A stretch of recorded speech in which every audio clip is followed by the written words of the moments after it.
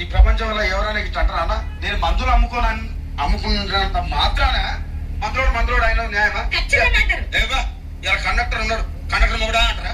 Police ఆయన ఉన్నాడు, police మొగుడా అంటారా? నేను మాత్రం ఖచ్చితంగా ఎందుకంటారు? ఏవో అలా అట్లా అంటే నన్ను కూడా అట్టే అనాలి. కానీ దండ పెడితే ఒక మాత్రం ఏ మాట? అరే ఏ మాట చెప్పు. మాట మాట మాటి మాటి